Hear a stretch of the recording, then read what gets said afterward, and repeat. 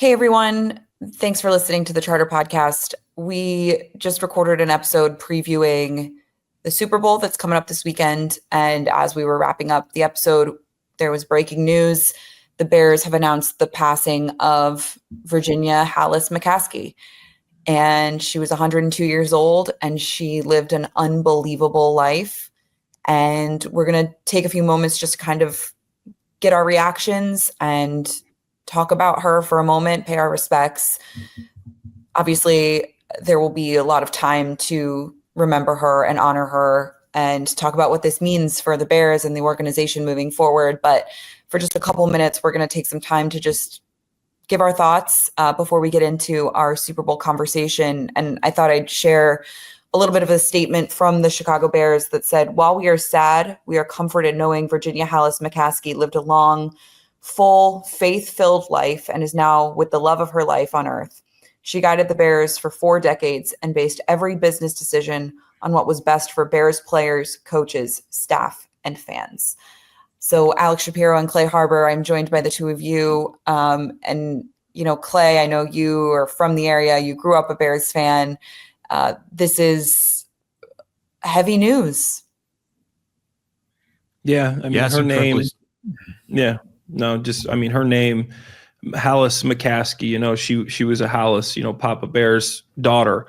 And obviously 102 years. And I think that's incredible. Just that tie to Papa Bear has always been something that's special, to know that, the owner was still the daughter of George 𝗗𝗗 McCaskey, or George 𝗗𝗗, excuse me. And the other part that I think is really cool is she was just one of 10 female NFL owners in 2022, which I think is just so impressive for a woman to come in this male-dominated industry and to just have such a footprint in one of the best organizations, the most storied organizations in the NFL.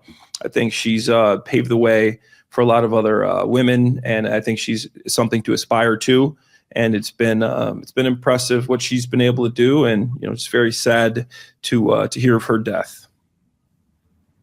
Yeah, I'll just echo it. It's really tragic. I mean, a really inspirational woman who, again, just such an enormous figure in the Bears franchise and will be forever.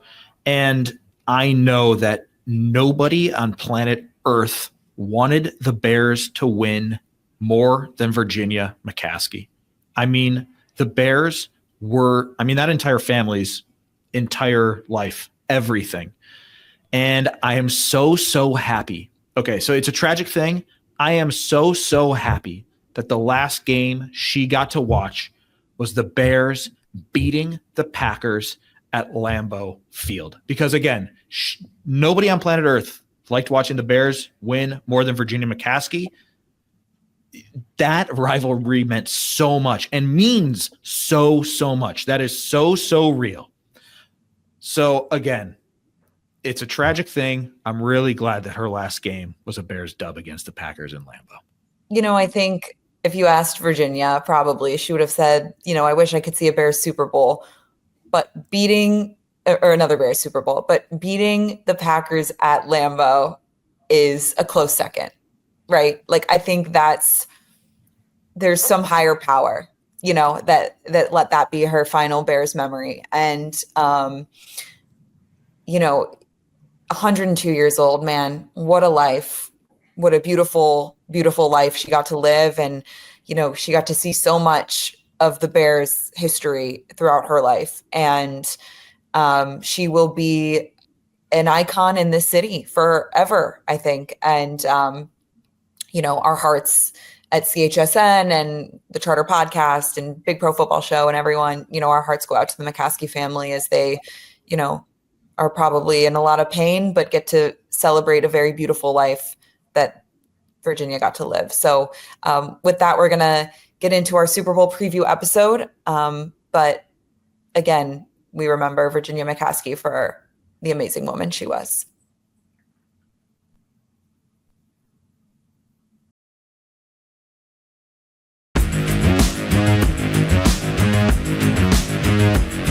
What's up, everyone? everyone. Welcome back to the Charter Podcast, brought to you by St. Xavier University. I'm Ruthie Polinsky, back with the boys, Alex Shapiro, Clay Harbor, rocking his own Eagles jersey today. Clay, what do you have to say for yourself?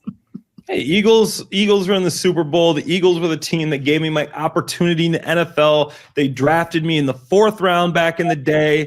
And I got to show my love. They're still a great organization. They treat their former players well. Going out to Philly on Sunday to cover the Super Bowl for 94 WIP, the big radio station in Philly. So I just felt like I needed to wear my jersey today and show some support for my Eagles. Fly, Eagles, fly. Rep your guys. Totally rep your guys, Clay. Clay, it's controversial because Andy Reid drafted you.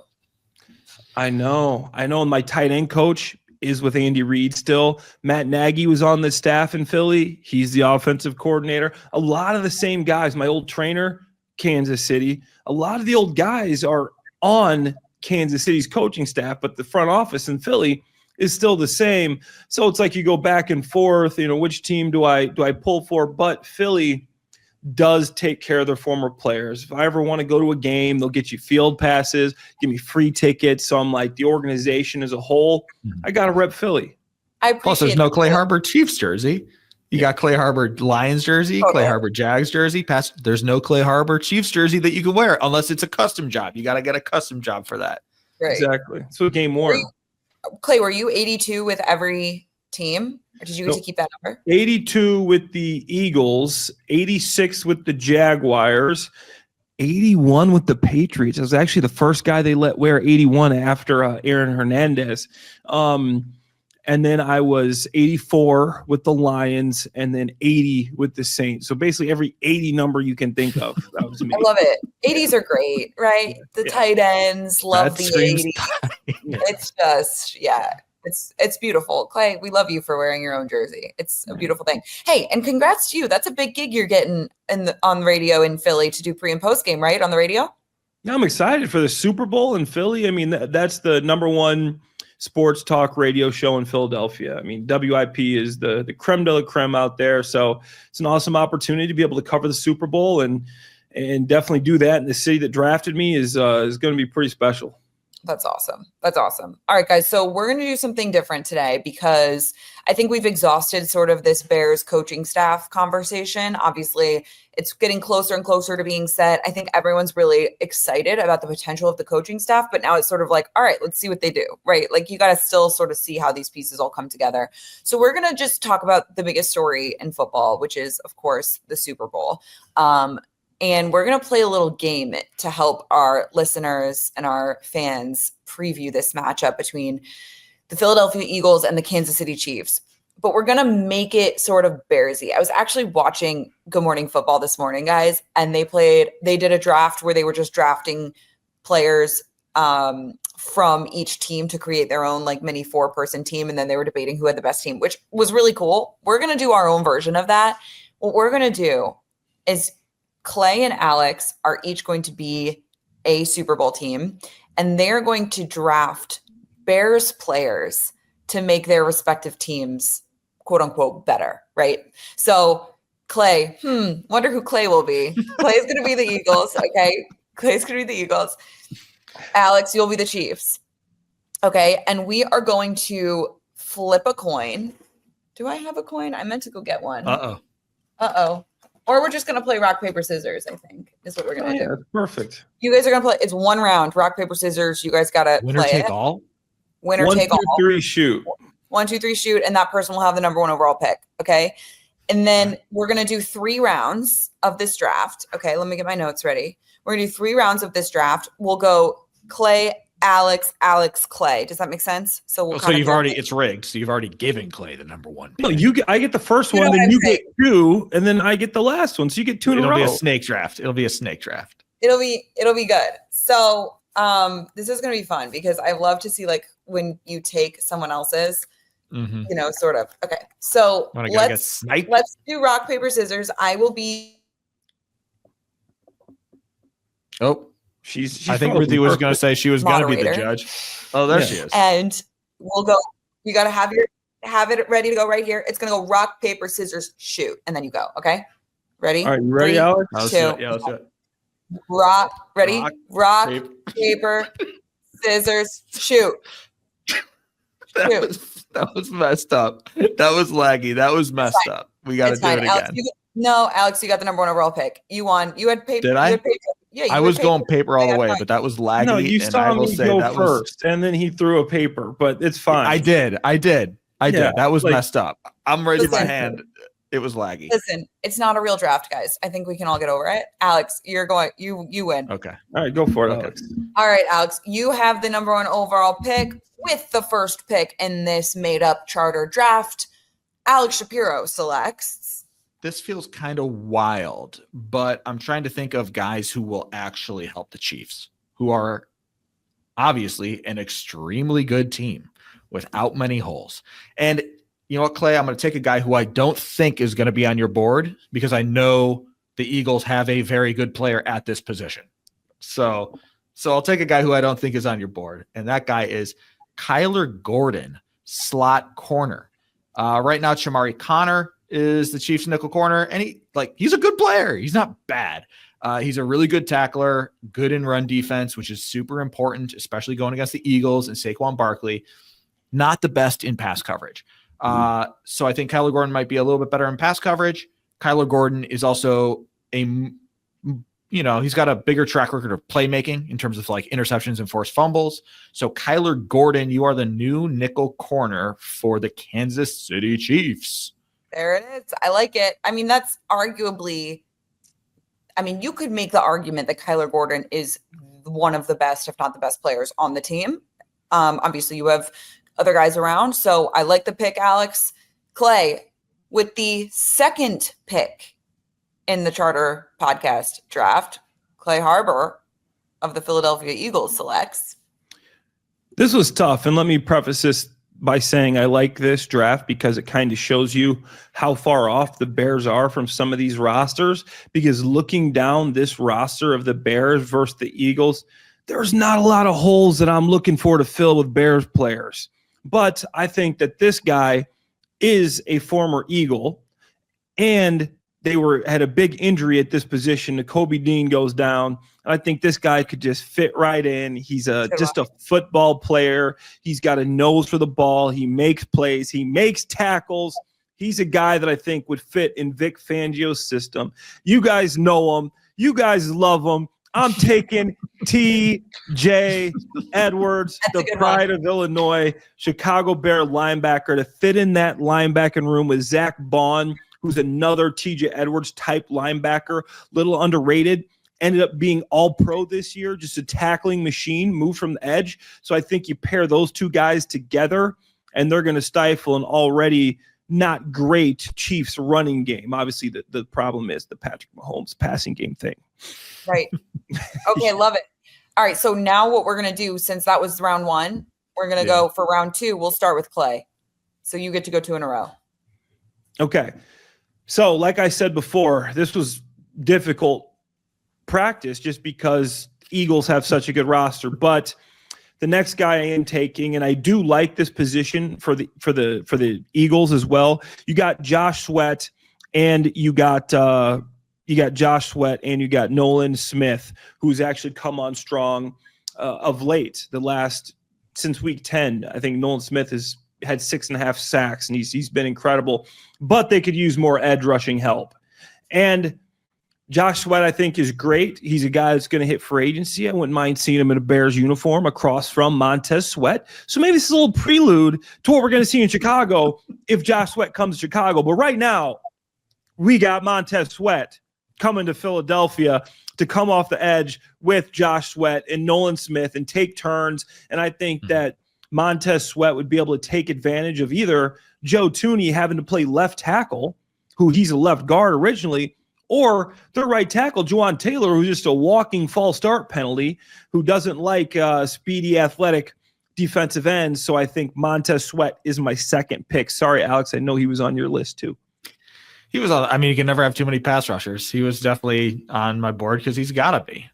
And you know what?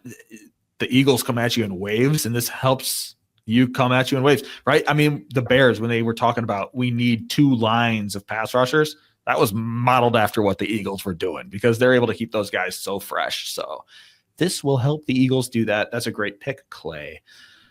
All right, my number 2 guy. Let's go DJ Moore, wide receiver. The Chiefs, you got Xavier Worthy, who is attacking you horizontal. You've got DeAndre Hopkins, who's your big X. And now DJ Moore can really help in the middle of the field with Travis Kelce. Travis Kelce, obviously still an incredible target.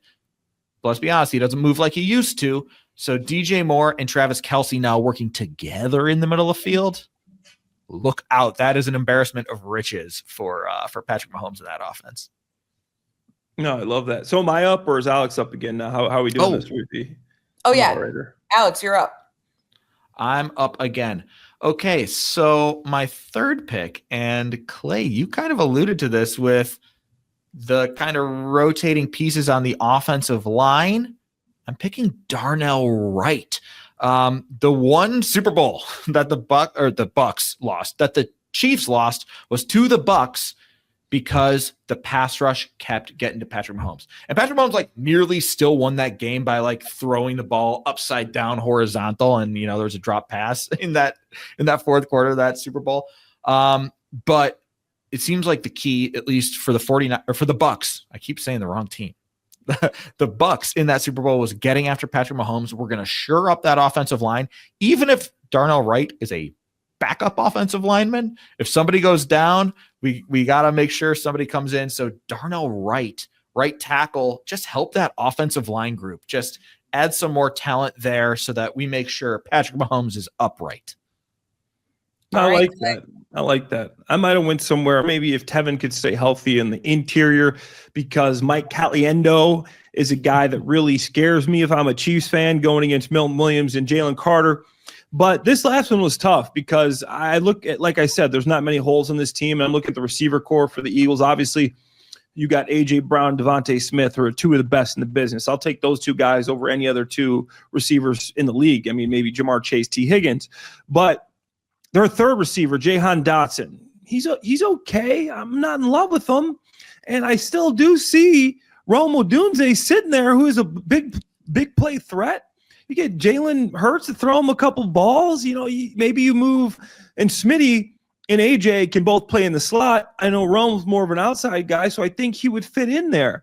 So give me Rome to make this offense even more explosive. And with this running game, Saquon Barkley, now you got these three receivers out there, and they run predominantly 11 personnel. I like it, man. I think this one, the Eagles are going to fly away and win this one.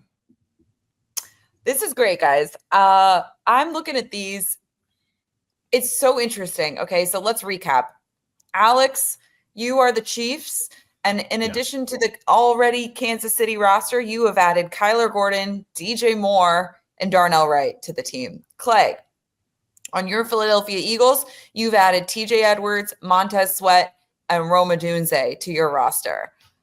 I mean, this is fun, you guys, to think about. Name that's missing that I can't believe didn't get picked. Jalen Johnson, but I mean, Johnson.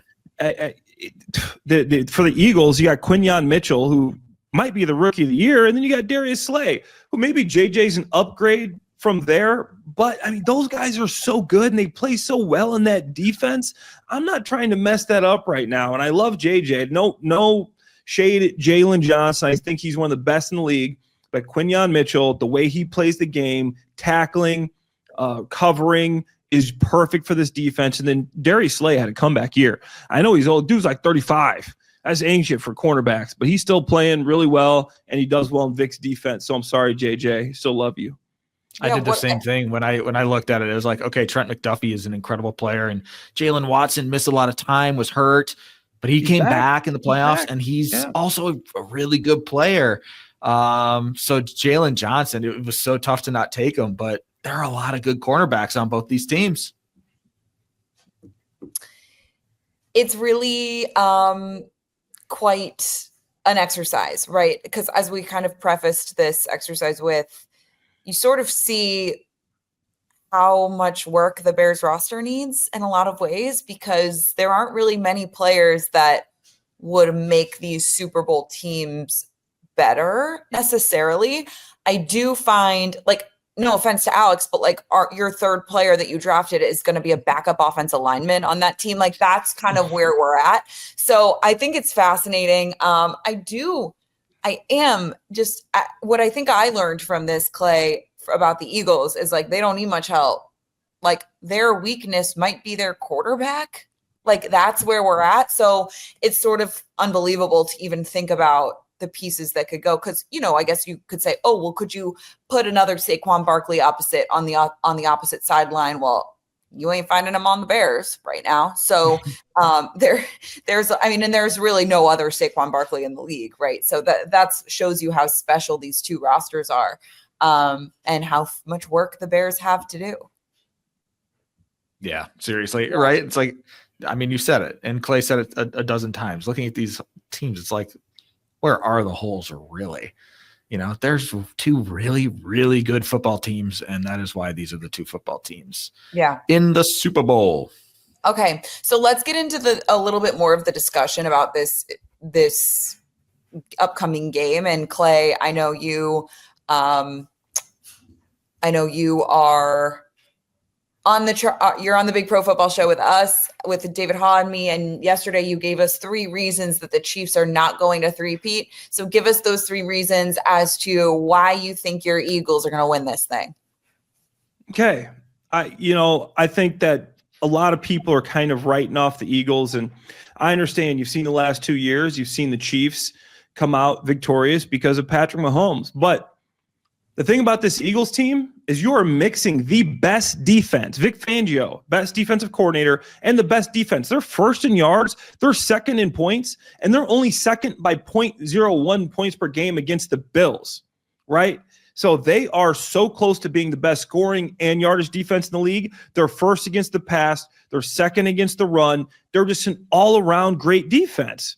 So I got to say Vic Fangio is my number one reason. And then you look last time they were in the Super Bowl, or last year, excuse me, they gave up the third most explosive pass plays of 15 or more yards. And that's what Patrick Mahomes can do. This year, they were first in the league giving up pass plays of 15 or more yards. So I think that this defense is my first reason, well, my third reason why this isn't going to be a repeat, because they're just so good. My number 2 reason, 2 words, Saquon Barkley. This guy is just different, right? You score, you pass to score points, you run to win. Saquon Barkley is the best running back in the league. In the playoffs, he has 442 yards, 5 touchdowns, and 3 touchdowns in 3 playoff games. I mean, this guy's been incredible. Kansas City defense, great against the run. In the playoffs, they've given up 296 yards in 2 playoff games. Against James Cook and Joe Mixon combined, they're giving up 5.6 yards per carry. What is Saquon Barkley going to do to him? And finally, I look at what kind of runs hurt a team as an NFL player. What kind of runs? Is it outside zone? Is it inside zone? The Chiefs are susceptible to inside zone. Listen to this stat. On inside zone this year, Barkley has 783 rushing yards. That's almost 400 more than any other running back in the entire league. The Chiefs' defense is good against the run, but they're 20th in the league against inside zone. So when I look, I'm watching film. I go, okay, we could get some plays in these guys in inside zone, but what do we do good? Inside zone. Saquon's going to run all over them inside zone. And my last reason why the Eagles are going to win the Super Bowl this year, the trenches. I mean, we got the heaviest offensive line in the entire NFL. You're not going to get to Jalen Hurts. Oh, if Jalen Hurts is pressured, who has the best pressure rate in the NFL? The Eagles offensive line.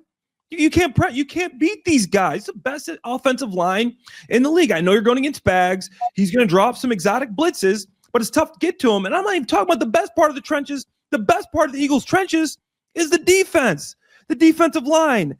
Since Mike Caliendo moved into the starting lineup and Joe Thuney moved to left tackle, the Chiefs went from the best graded interior pass blocking team to the 19th graded interior pass blocking team per PFF. And that's what I saw on tape. He gave up 10 pressures against the Bills, Mike Caliendo, and a sack. And Jalen Carter and Milton Williams has been great. This is the first time in his career Patrick Mahomes has been sacked over 30 times, 36 sacks. We think that's not that many because we had 68 given up to Caleb Williams this year. But Jalen Carter in the postseason this year has 20 pressures, 10 hurries, and 2 sacks. That's trenches. They're going to get Patrick Mahomes uncomfortable. Milton Williams, Jordan Davis, Jalen Carter in the middle of that defense. And that's going to be the reason why the Eagles win the Super Bowl. Fly, Eagles, fly, baby. Let's go. But you forget the interior offensive line is going to be shored up when we move Darnell Wright over, so guys can go back to their spots for the Chiefs. But you got you make a very compelling. You need a left tackle. You need a left tackle. You do. Juwan Taylor plays one way. Alex, let's get your rebuttal to that. It was a very compelling argument, Clay Harbor. I have 3 reasons, but really my first reason is the only reason I need, and that is Patrick Mahomes. Patrick Mahomes. Patrick Mahomes. Hard to combat. Dude wins. Hard to the combat. Dude that. wins. We talked about the one Super Bowl that they did lose against the Bucs, right? Where he is running for his life. He was still making plays, still nearly in the hands. I know, exactly. The dude is a winner and he finds the way to do it. And to me, that is a game changer. You can talk about the great roster that the Eagles have, and they do have a phenomenal roster. But we've seen in the past that Patrick Mahomes beats the roster. Just go back to last year, right? It was Patrick Mahomes and a bunch of other guys that was kind of the talking point. Patrick Mahomes and a bunch of other guys on that offense against the San Francisco 49ers, who were loaded on both sides of the ball. And Patrick Mahomes, again, finds a way to win. Go back to the last time the Chiefs played the Eagles. Jalen Hurts, who Ruthie kind of said might be the weak point of this Eagles roster, played out of his mind. Might have played the best game of his life in that Super Bowl. People were talking about, like, is Jalen Hurts actually the MVP of this game? He played so well in that Super Bowl. Who won? Patrick Mahomes. The dude wins. So I will take Patrick Mahomes from now until the end of time. Every game. Week 10, AFC Championship, Super Bowl. Give me Patrick Mahomes. Mm-hmm. Go ahead.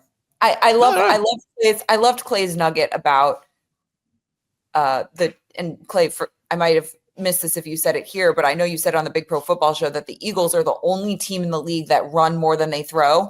Only team in the entire NFL that run the ball more than they throw the ball. That's going to be the key, right? To keep Patrick Mahomes off the field. You got to be able to manage the clock. The problem is Saquon so good, he can just take off and run and no one can catch him. So it's like, he's got to like fall early or, try and get tackled, like slow down so someone can tackle him so he doesn't stay off the field. We've only burned 3 minutes on this drive. We need to make this a 5-minute drive. The entire Eagles game plan should be, and I think it is, how do we keep Pat off the field? And that's to your point, Alex, why he's so dangerous. So let's talk about the Saquon Barkley-𝗏 phenomenal player. I mean, unbelievable. So fun to watch. Game changer, game breaking talent, right? But Ruthie, you came up with this nugget when we were talking before the show. Saquon Barkley has never played against Steve Spagnuolo. Before, I was looking at his splits and I'm like, wait, where are the Chiefs on here? Wait, he's never played the Chiefs? So Saquon entered the league in 2018 when Spags had just left the Giants. And since then, he's been with Kansas City. Never played the Kansas City Chiefs with Spags. And Vic Fangio, incredible defensive coordinator. I think you have every right to make your argument that, yes, he is the best coordinator. As you said, Clay, Spags got something to say about that, though. Spags, awfully good. And let's not forget, again, last Super Bowl, that defense played lights out. He always has a little something, and they rise to the occasion. So what does Spags have cooked up? Yes, you can tell me about how bad they've been against the inside zone all year. But again, Super Bowl, it just feels like the Chiefs turn it up, dial it up a little bit, show you something we haven't showed all year long. So I am really, really interested. Saquon Barkley, having never played against a Spags defense, what he's got cooked up. And then, of course, I'll save another guy, huge factor for last year, Andy Reid. I mean, the best offensive mind in the NFL right now. And once again, always has something cooked up. Besides Ben Johnson. Besides Ben, you know what? Andy Reid's got a little track record. I think Ben Johnson, extremely promising young talent. Andy Reid has shown it to me time and time again. And once again, we don't have to go that far in the past. We were talking about it before the show again. The last time the Chiefs and the Eagles played in the Super Bowl, he dials up that weird motion where Kadarius Toney fakes in and then he's out, and all of a sudden he has a walk-in touchdown. I mean, you don't see walk-in touchdowns very often in the Super Bowl. We know Andy Reid is going to have something special. We know Andy Reid is going to have, you know, whether it's a play, whether it's a concept, whether it's a motion, anything. The Chiefs have special moments for these big moments. And I think that trio, Patrick Mahomes, Andy Reid, and Spags, woo, that's quite a trio. So that is why the Chiefs are going to win their 4th Super Bowl, but doing it only against 2 teams. 4 Super Bowls, 2 teams. Kind of crazy. All right, Alex, let's get our game picks. You have the Chiefs winning based off that argument. So let's get do you have a score? Sure. Let's go Chiefs 24, Eagles 22. That's low scoring. These defenses are solid. I mean, The offenses obviously have a lot of playmakers, but, you know, the defenses get overlooked because offenses are flashy and exciting and fun. These are 2 very good defenses still. So I do think it'll be not, you know, I don't think it's going to be in the 30s or anything like that. Clay Harbor? Eagles 27, Chiefs 24. Fly, Eagles, fly. I love it. Is it like a game-winning field goal, like walk-off, or is it like? It's going to be shocking. It's going to be shocking because the Chiefs are going to have the ball, and people are going to think that Patrick Mahomes is going to go down and score a touchdown. But Vic Fangio, Jalen Carter, this Eagles defense is going to stop them, and it's going to be how they lose. And I know we've seen it time and time again from Mahomes, but I think this is just different. Vic plays the beautiful bend but don't break defense. You saw the opening drive against Washington where they had 18 plays and they had to settle for a field goal. You know, that's how this guy coaches football. So I'm taking the Eagles with Mahomes on the field to end the game, win it in a thriller. It's great. It's a good one. You know, if I remember correctly, the Eagles beat the New England Patriots with Tom Brady on the field. Was that I covered that game. That was Brandon the Nick Graham, Foles. big sack, yeah. That was that was Nick Foles Foles. Super Bowl. That was I was there. Those were the days. All right, so that's good stuff. I don't have a score yet, but I can't pick against Patrick Mahomes. And I'm one of these people. I know this is an annoying argument. It's like, it's unoriginal that you can't pick against Pat Mahomes until he gives you a reason to. And I love Taylor Swift. So I'm kidding. I mean, I do love Taylor Swift, but that's not why I'm picking them. I just think this is a dynasty. I think they've earned it. I think they deserve it. I think they deserve the attention. I know people are allegedly sick of watching this team win, and I don't understand why. It's amazing to see what they've built, and we're witnessing history. It's one of the greatest teams of all time. It's one of the greatest players of all time. It's one of the greatest coaches of all time. And it's really hard for me to pick against them right now. I don't have a score yet. I'll save that for the Big Pro Football Show. But I'm going Chiefs. I think it's going to be an unbelievable game, and there are going to be unbelievably exciting moments. And that's what I have for you guys. So thank you very much.